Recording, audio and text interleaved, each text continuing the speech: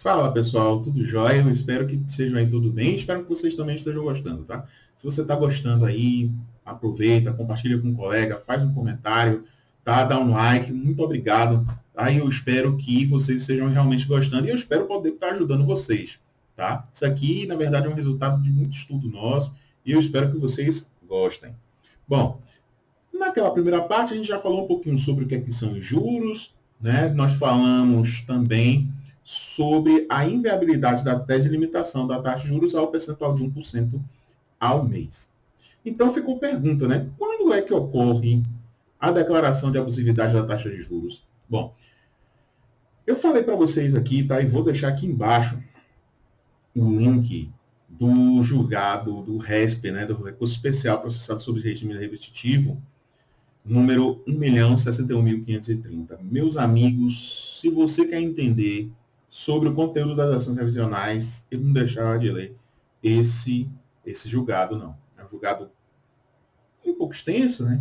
Vão aí para 100 páginas, mas é um julgado que nos orienta muito sobre a discussão, tá? E aí, a orientação número 1 desse julgado, tá? São 7. Desculpem, agora eu esqueci o número exato.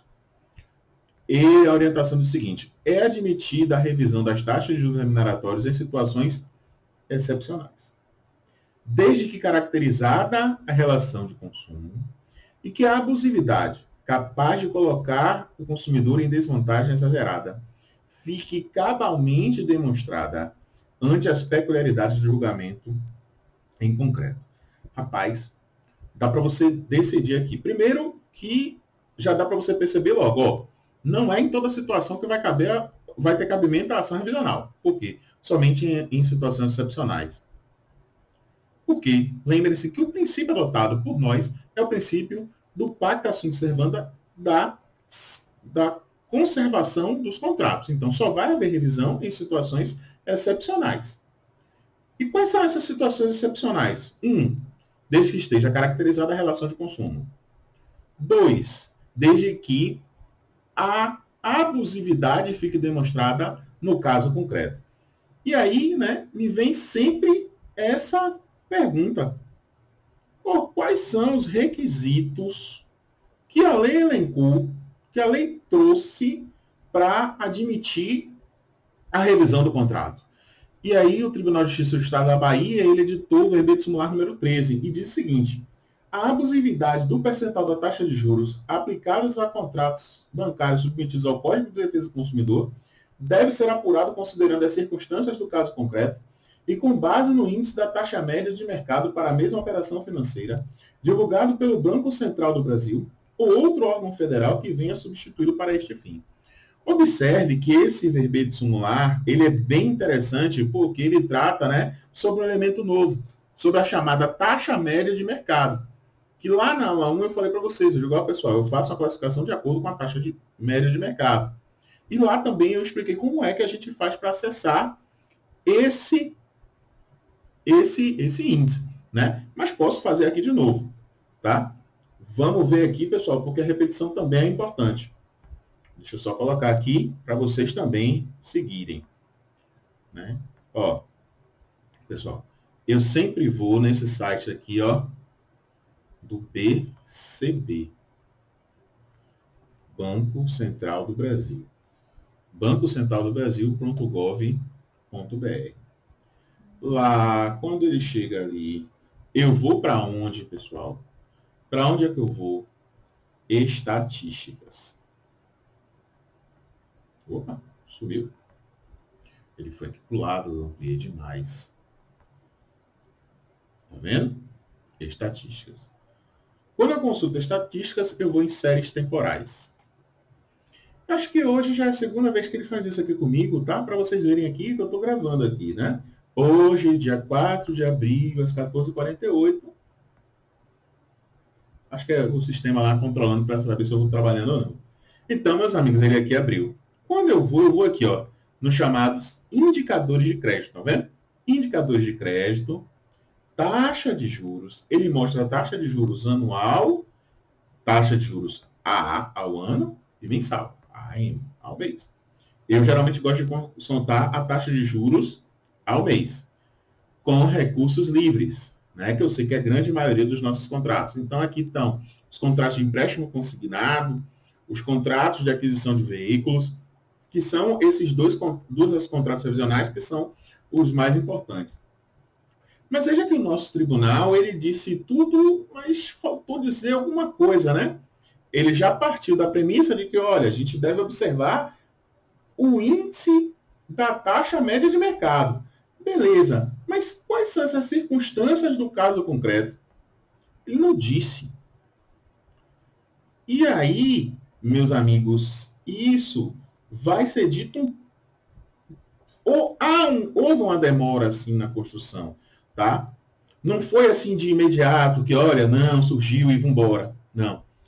Hoje, né, no dia 4 de abril de 2023, a jurisprudência do STJ é a seguinte: eventual redução da taxa de juros somente pelo fato de estar acima da taxa média de mercado, sem que seja circunstância relacionada ao custo da captação dos recursos, a análise do perfil de risco do tomador e ao spread da operação, apenas cotejando, de um lado, a taxa contratada e, de outro, o limite a prioristicamente adotado pelo julgador em relação à taxa média de mercado divulgada pelo Bacen, está em confronto com a orientação firmada na segunda sessão desta Corte nos autos do RESP 1.061.530.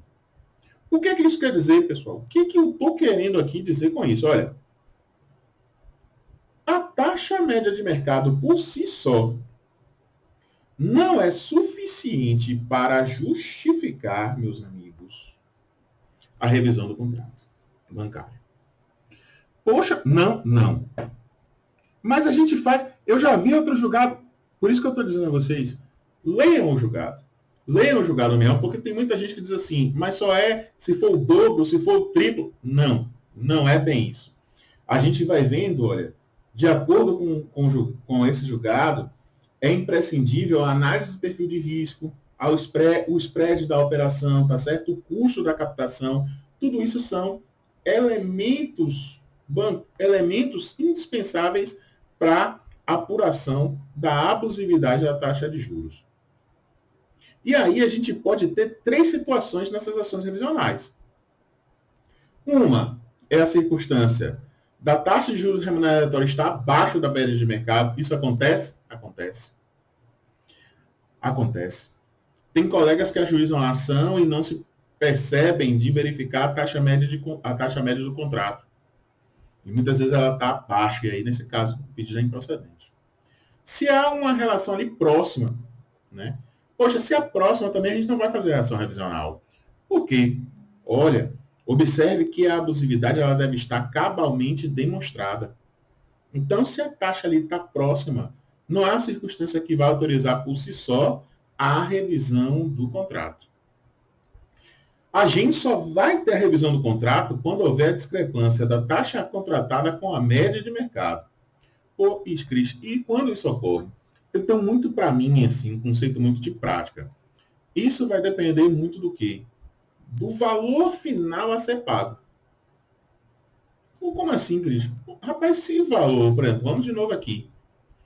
Se a gente contrata 50 mil reais para esse valor ser pago em 120 meses, ou seja, 10 anos, e você aferir ali no final 100 mil, eu posso dizer para você que isso não é uma taxa de juros abusiva. Por quê? Porque se você considerar a inflação do período, né, todos os riscos e tal, isso não é abusivo. Mas, se eu for pensar que eu tomei 50 mil reais e em 2 anos eu pago 100, me parece que essa taxa de juros é abusiva. Sem olhar para o spread, sem olhar para o perfil do captador. Essa taxa de juros aí, para mim não. Na linha de entendimento dos tribunais, ela é abusiva. Agora, tem uma situação, meus amigos, que ela é um pouco mais rara, mas acontece. E quando não houver a prova da taxa de juros contratada, o que eu vou fazer nesse caso? Poxa, você analisou o processo e viu e descobriu que ou não houve a juntada do contrato, ou no contrato não havia previsão da taxa de juros. O que é que eu vou fazer? De acordo com a súmula 530, lá de maio de 2015, tá, pessoal? E essa é uma súmula atual, e eu peço a vocês que sempre pesquisem, podem comentar aí, trazendo o entendimento, mas nos contratos bancários, na impossibilidade de comprovar taxa de juros efetivamente contratada, por ausência da pactação ou pela falta de juntar de instrumento dos autos, aplica-se a taxa média de mercado divulgada pelo Bacen, praticada nas operações da mesma espécie, salvo se a taxa cobrada for mais vantajosa para o devedor. Não é, pessoal? Mas essa é uma situação assim que, esse salvo, né? Salvo, se for mais vantajosa, porque aí, nesse caso, não haveria por que onerar o consumidor. Então, meus amigos, a gente chegou aí na segunda parte dessa videoaula sobre taxa de juros remuneratórios. Eu espero que vocês estejam gostando. Deixa aí, portanto, seu comentário. Querendo falar, é só postar aí sua dúvida, sua reclamação, sua crítica, tá certo? E vamos embora. Um abraço, pessoal, para todo mundo. Um beijo para quem é de beijo. E tchau, tchau. Até a próxima.